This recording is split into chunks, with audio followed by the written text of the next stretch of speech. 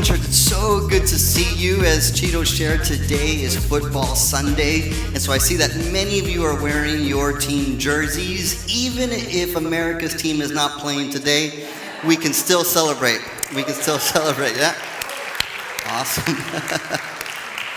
You know, a few weeks ago, I shared with you that I had an invite to preach in Colorado, and at my friend's church, I knew that there weren't too many Cowboy fans. So I decided to get a Bronco jersey and to go and represent their team, because I am in Denver and I'm not in Texas, and I can't go and preach the Cowboys. I mean, I can go preach Jesus, but I can't go represent Cowboys in Bronco country. How many of you believe I actually did that? Nope. Yeah. Well, I have a clip that I'm going to share with you of how I actually represented in Denver, Colorado. I need you to come to Colorado, man. Come preach at my church. Come preach at my church. And so finally we got him here. Now, it's like probably 115 degrees where they live right now. And we took him to Estes yesterday, and it was like 26 degrees. And so you should have seen their faces. So would you please give a warm mosaic welcome to my friend Eli Sanchez.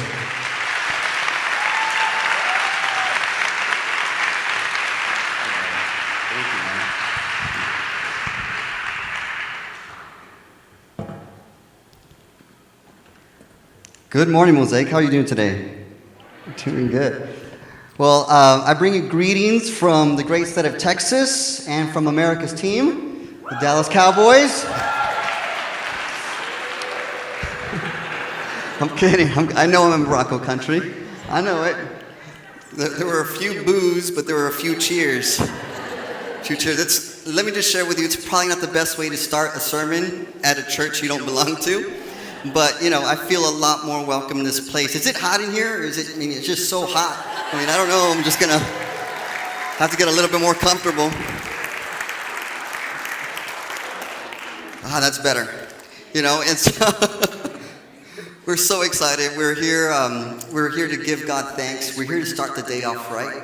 And we come to the Lord's house. We come to give thanks. We come to put our needs, our petitions, our prayers before Him, because we know that He loves us, and we know that as a good Father, He is wanting to provide for our needs. And so it's always awesome to gather in church and start the day off right. And then we can go and celebrate the big game with our friends and family later on. But I'm just thankful that you've joined us here today as we continue our series called Represent. And that's what I want to talk about today, is what we represent, how we represent Jesus to a world that may or may not know Him, or to a world that may only know Him by what others have shared about Him. You know, when we represent our teams, we do it unashamedly, right? We represent our jerseys. We'll walk into a party. Doesn't matter what the other team is, we're going to wear our jersey. But many times as Christians, we could learn a lot from how we represent our teams, how we represent Jesus to our friends. So we don't just walk into a party with our jersey out. You know, sometimes we walk in, we make friends, we make small conversations, and then we begin to share a little bit about what God has done in our lives and for our lives. And we rep it no matter what, right? Win or lose. And no matter whether we are in our Christian faith and our Christian walk, whether we're in an upper or down, we're always repping Jesus. We're always repping hope to people. As I shared with you before, we are hope dealers. That's what we do. We deal out hope to those that are desperately looking for something to hold on to, some hope in the world. And we can tell others, hey, we have found it in Jesus. I want to share with you a story today in the book of Daniel, chapter 3. It's a story of 3 young men that represented God in the midst of a culture that was trying to ignore what God had done for them. So in Daniel chapter 3, if you have your Bibles, you can open there, or if you have your digital Bibles, your iPhones, you can open there too. We're going to do our best to put up the verses on the screen. But in Daniel chapter 3, we have a story of these 3 young men. You may have heard it before. The title of the story is called 4 Men in the Furnace. 4 Men in the Furnace. It's a popular story. You may have heard that's the same song by Johnny Cash. I believe he's got a song called Four Men in the Furnace, or you may have heard the Beastie Boys song called Shadrach, Meshach, and Abednego, right? You may be familiar with those songs. Those songs are modeled after this story in Daniel chapter 3. It's about three men who were called by a king who was an evil king. His name is King Nebuchadnezzar, and they were called by this king as slaves into his kingdom to bow down to a golden statue that the king wanted everyone to worship. Now, these three dudes, they worship God, and they weren't about to do that. And what we're going to read in a moment is a story of that account. But before we get there, in Daniel chapter 1, we read a story of these three guys who also told the king they were not going to eat the king's food. You see, when this evil king conquered their people, he took their best and brightest and assimilated them into his kingdom. This is what kingdoms did, and what they continue to do. What they'll do is they'll bring the people that they conquer into their kingdoms so that they can assimilate the people, and the people will no longer rebel. The people will just become part of the kingdom. And so they took these three guys named Shadrach, Meshach, and Abednego. They took these three guys and they began to train them in their ways. They changed their names, they gave them new names, and they began to feed them the king's food. Now Shadrach, Meshach, and Abednego said, we're not going to eat the king's food. And the person bringing them the food says, guys, just eat it, because you don't know this king. He will take your heads off if you don't obey his mandate. And they said, look, let's just do this. You just give us vegetable and water. And if we look unhealthy, if we can't present well before the king, then we'll talk then. But we believe that God's going to be for us in this. We're not going to eat the food of the king. There's a reason why they didn't want to.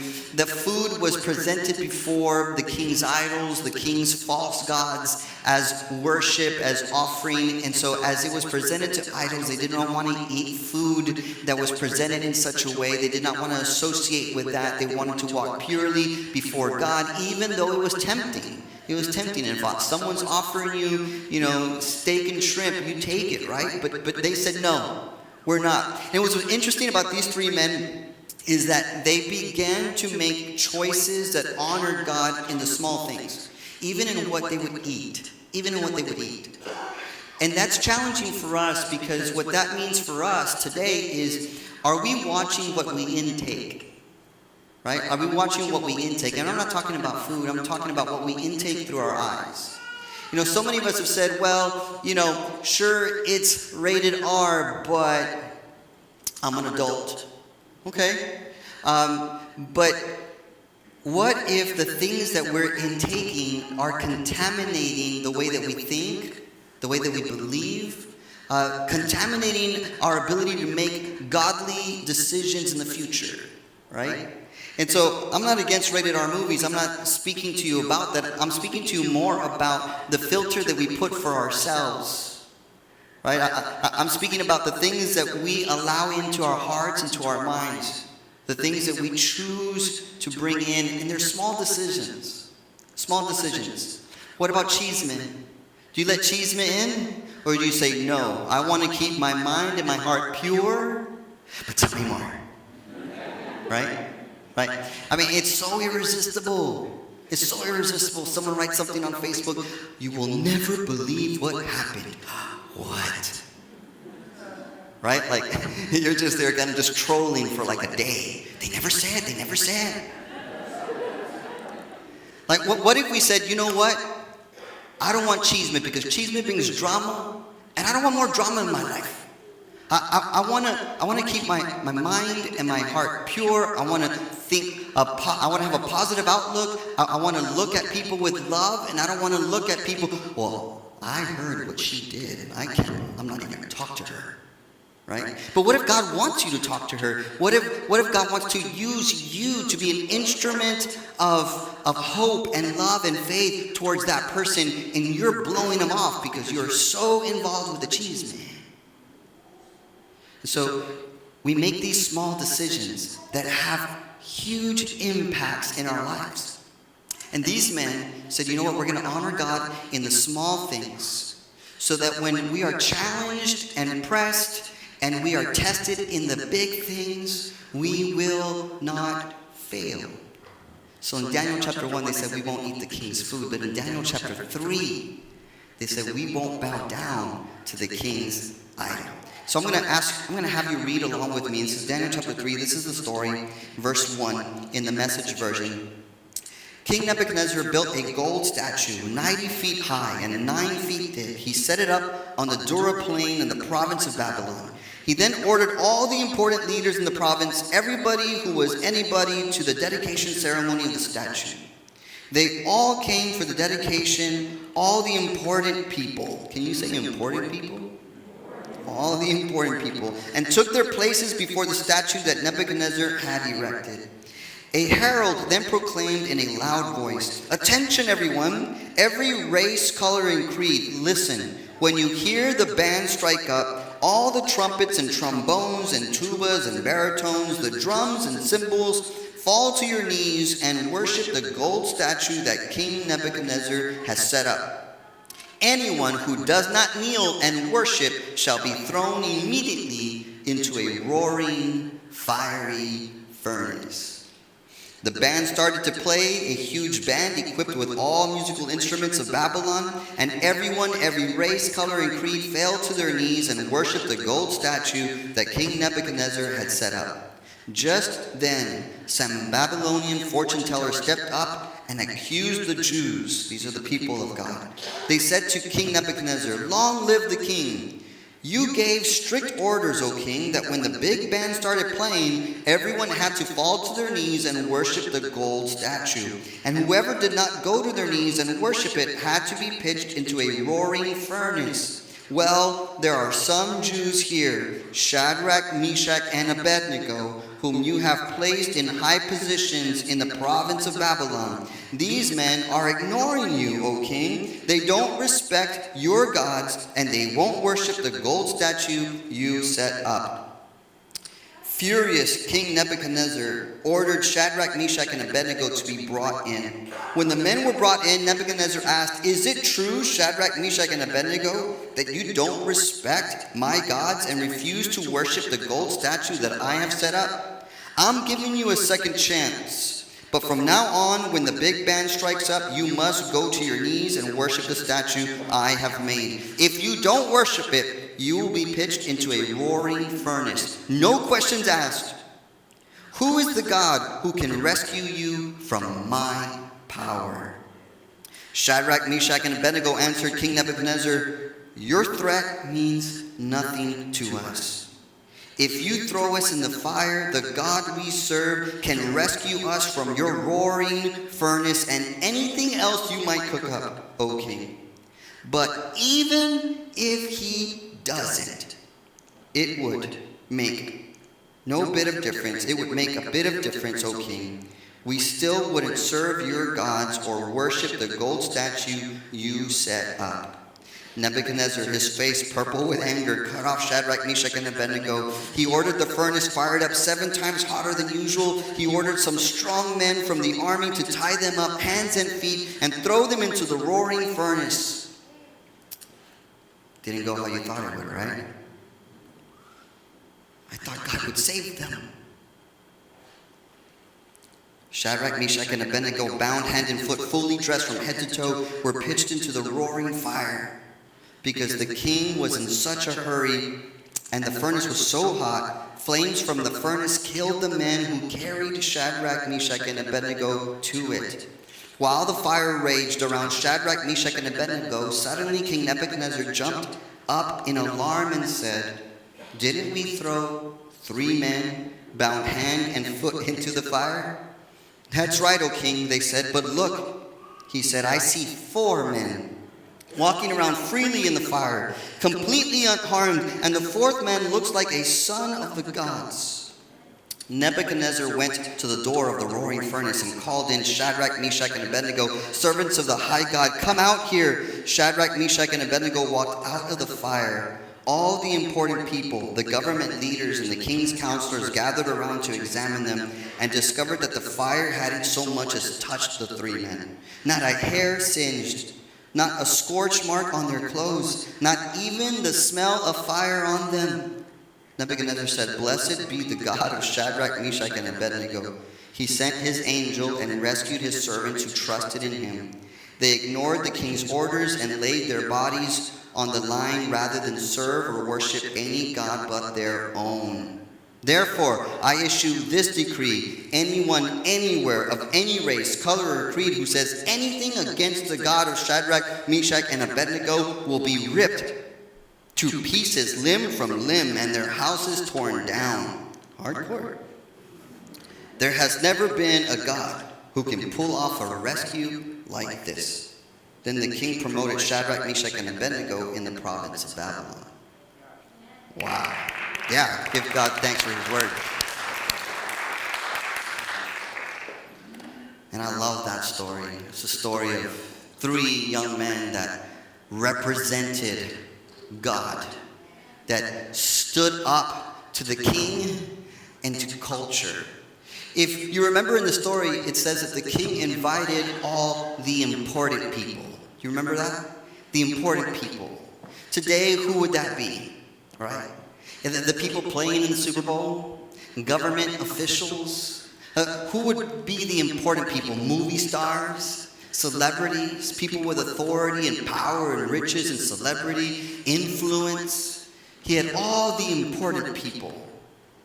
And as all the important people bowed at the command of the king, they stayed standing. And that's to be commended, to have a faith that is valiant, that is sure, that stands against culture. They knew that it was either culture or Jesus. You know, the Bible says that in this story there was 4 men. A man in the fire that the Bible describes as the angel of the Lord. And we believe that to be Jesus in the Old Testament. Jesus in the Old Testament. Now we see Jesus in the miraculous virgin birth in the New Testament, right? In Matthew, Mark, Luke, and John. But we learn that in John chapter 1 that Jesus existed before this moment, for he has eternally existed with the Father. So this wasn't the beginning of Jesus when he was born of a virgin. Jesus is still through the Old Testament in creation in the book of Genesis and in Daniel chapter 3 as the 4th man in the fire. See, they went into the fire, but they didn't go into the fire alone. When I was in Colorado and I gave a shout out to the boys, I thought I was going to be alone. I thought I was going to be the only one, and I was prepared for a few boos. I'm cool with it. DC for life, right? I'm okay. What I was surprised with were that there were some people there that cheered when I brought up the boys. They cheered, and after the service, they came up and they said, "Pastor, we're Cowboys fans too." I'm like, "That's great, yeah, awesome, representing here in Colorado, right?" And I was surprised, but at the same time, I was comforted to know that I was not the only one. Because we can go into our schools, students, you can go into your schools, high schools, junior highs, colleges, you can go into your schools, and many times you can feel like you're the only one. You don't want to pray where people can see you. You don't want to bring up Jesus' name because you don't think, or you think that you're the only one. Sometimes all it takes is saying, "Hey, I'm here to represent Jesus," to get other people to rise up and say, "Me too." You're not alone. You're not alone in the representing, and you're not alone in the trouble. You're surely not alone in the fire. So whatever you're going through, just know this, you're not alone. But God is calling you out to represent His love, His truth, His hope to a world that desperately needs it. How else will they hear of it? How else will they know that God so loved the world that He gave His only Son, that they could live forever with Him? How else will they know? If we don't stand up, students, if you don't stand up and say, I'm unashamed that I follow Jesus. And I hope that you have people around you that say, "Me too." But even if they don't, we still rep Jesus for life. Amen? All right. You know, in this story, they were challenged by culture to bow down to this idol. All the important people did it, and I want to be cool with culture. I want to be cool with important people, right? And how can I be cool with them? See, many of us aren't being challenged to bow down to a golden, statue. But we are being challenged to either stand up for what God represents or to stand up with the culture for what the world represents. And what I mean by world are people outside of the family of faith, outside of God's house. People who don't know God or have flat out rejected God and want to live life according to their own plan, not God's plan. And God has put us as light into the darkness. I've often said our church, All Heart, is not about being light into light. We've been called to be light into the darkness. We're not going to take the hope of our Christian faith to other Christians who already have faith. Our job is to take it to people who have never experienced the love of God for themselves, have heard of it, have heard people talk about it, but never experienced it for themselves. That's why we say that All Heart is a church for everyone. That we've been called by God to love people and not judge them. That is our work. Our work is to take this light of Jesus into a dark world filled with smiles, but darkened hearts. Because many people play it off. My life is great. My marriage is great. My kids are great.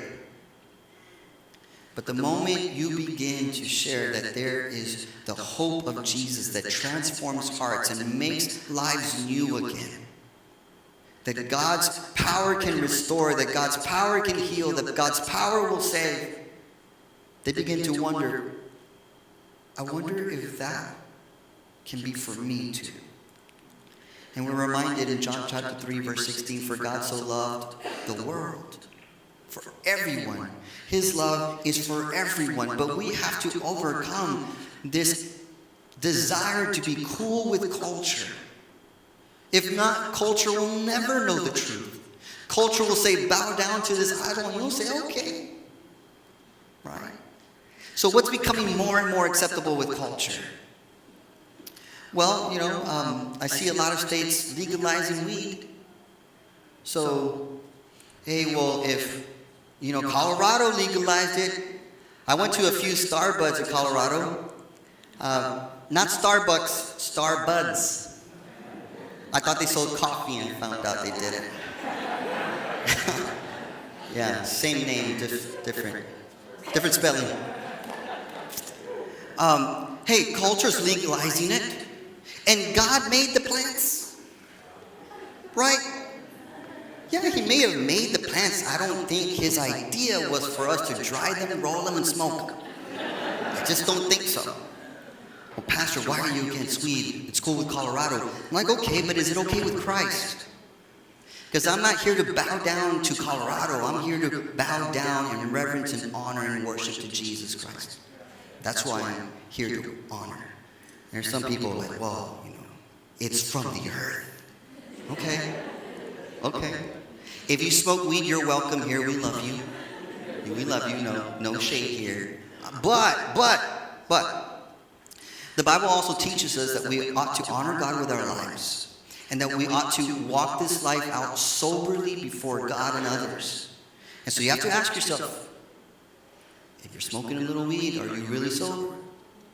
Because that's not God's plan for your life. That's not God's best for you. It's not God's best for you.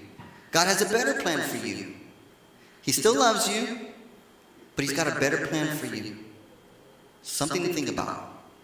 So will we say, well, culture says this is legal, this is okay? And pick your topic. Because culture will always elevate something.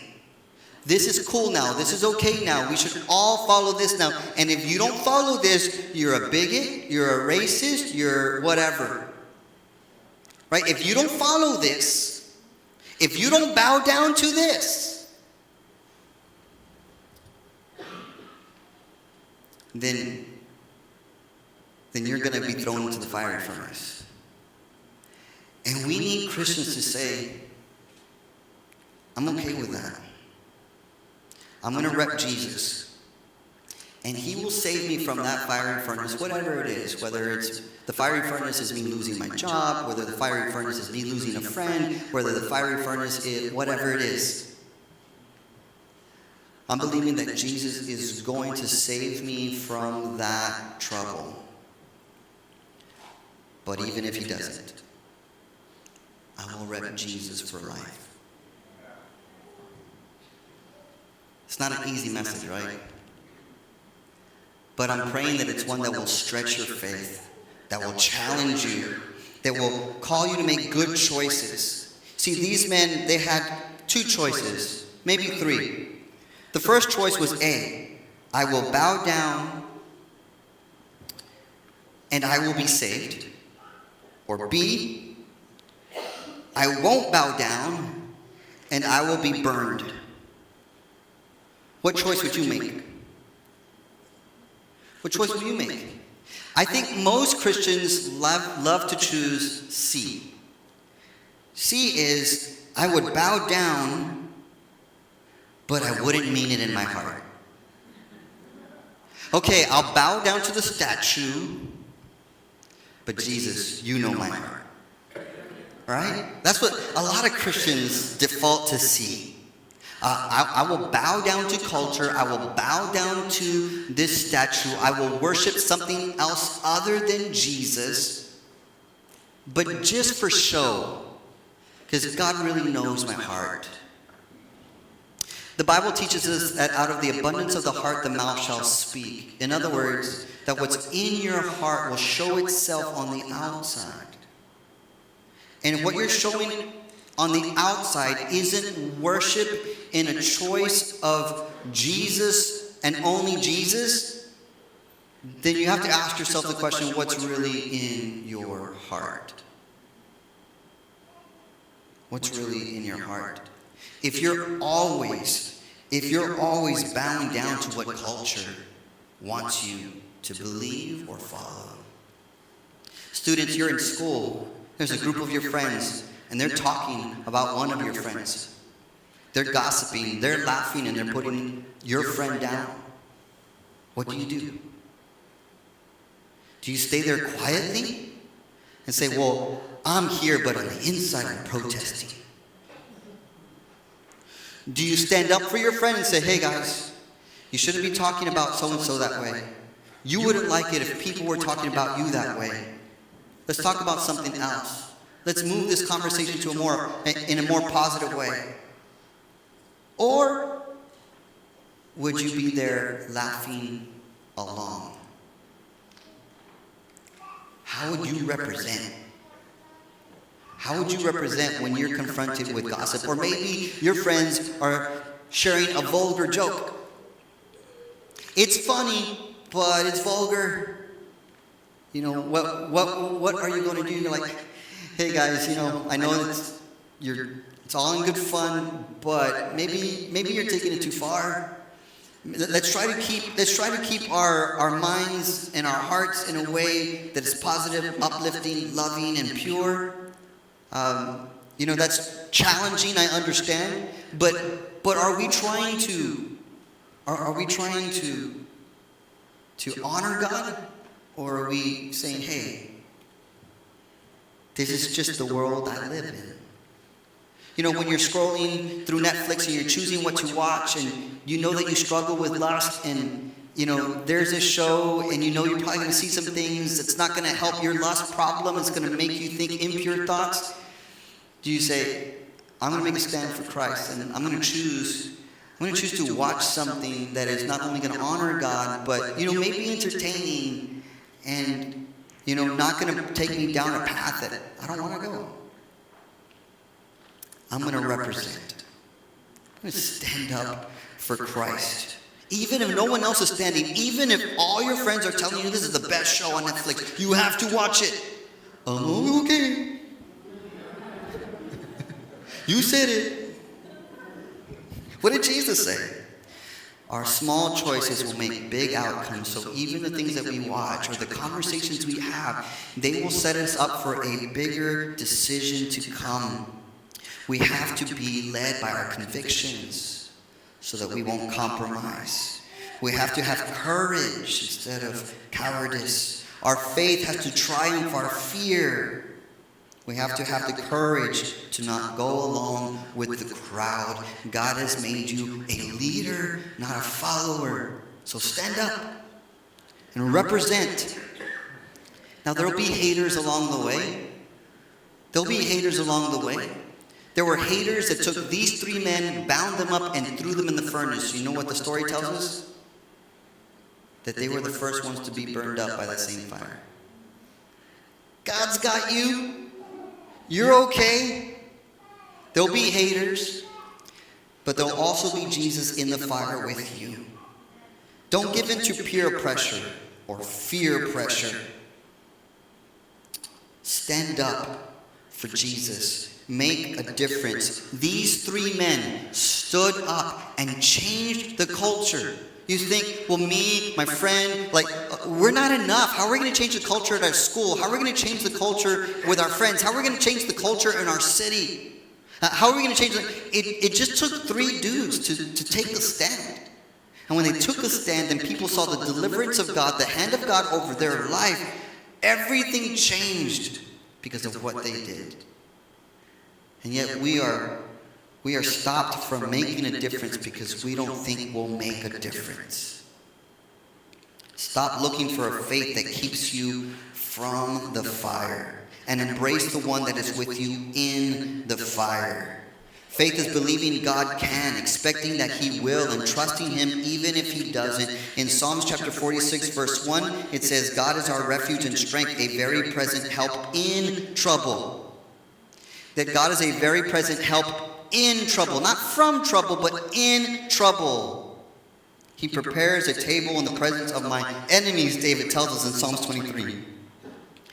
He's not deleting your enemies or problems as if we ought to think that we would never have struggles. But He is promising to be with us in our troubles, as He was with Shadrach, Meshach, and Abednego. Stop looking for a faith that keeps you from the fire and embrace the one that is with you in it. Let me end with this. In the 1500s, there lived a man by the name of William Tinsdale. William Tinsdale repped Jesus. He was Jesus for life. And he had a calling of God, a desire to translate the Bible into English. In the 1500s, this was outlawed. You couldn't do this. Couldn't change it into English because the government and the kingdoms wanted control over people's faith and the church. So they outlawed it, and the only people who could read it were the people who could read the original language and text, the Latin and the Greek. And so people like you and me, we would go to Mass, we would be at church, and the priest would begin to speak in Latin, and we were just like, okay, all right, good word. What it was, I don't know, but it was good. This is what church was like in the 1500s. And then the priest would say, well, what I just read said that, for example, you need to give me all your money, right? Something not true. He'd say some things that were true. Good dudes on both sides, right? I mean, not on both sides, but good dudes that preached honorably, but then some that didn't, right? And this was what was happening. So William Tinsdale got tired of it. He said, why can't people just read the Bible for themselves in English? I know it's outlawed, but this is God's word. It's for all people. So he began to translate it, and he would hide copies of it in bags of coffee beans. And he would ship it all over the world. This contraband going everywhere. And people were opening the Bible, the New Testament that he translated, and reading it for the first time and discovering the love of God for themselves for the first time. Until King Henry found out. And William Tinsdale was put on a stake and burned alive. Why? Because he translated the Bible into English. And his final prayer before he burned was that the king, that God would soften his heart and that the king would spread this Bible, this work that he had done to the world. A year after his death, King Henry decides to go ahead and publish this Bible. I believe they called it the Matthew's Bible. It was the New Testament in English for the first time for the world. A year after he burned the dude alive. In 1611, because there was a disagreement between kings and churches, because the kings did not want the churches to hold all the power of those that were faithful, they decided to translate the whole Bible into English. And that's why we have the King James Version in 1611. All that happened because one man stood up under threat of a fiery death. Many of your Bibles will even still carry the name of William Tinsdale. I believe that he knew that it was God's will to share the hope of Jesus with the world. And he was going to stand up against a culture who wasn't for it. And he said, God will save me from this fire. But even if he doesn't, what about you? What are you praying for? I want God to heal this sickness. Pray that God will heal your sickness. But then say this, but even if you don't, I will still worship you. I'm praying for this job. Pray that God will give you that job. But even if he doesn't, I'm asking for this miracle. I have this complication. I need a miracle. Pray that God will give you that miracle. But even if he doesn't, I will still worship him. This is how we represent Jesus in a culture that is opposed to what he's about. This is how we represent God to a world that desperately needs him and doesn't even know it. So I want you to do this. I want you to reach out and hold each other's hands. This is us in the fire. Just reach out, hold someone's hand, and there's no one next to you. Do an air hand. Just do an air hand. And I want you to imagine that this is us in the fire. And I want you to look around. You're not alone. You may feel like it. You may think it. But the truth is, you're not alone.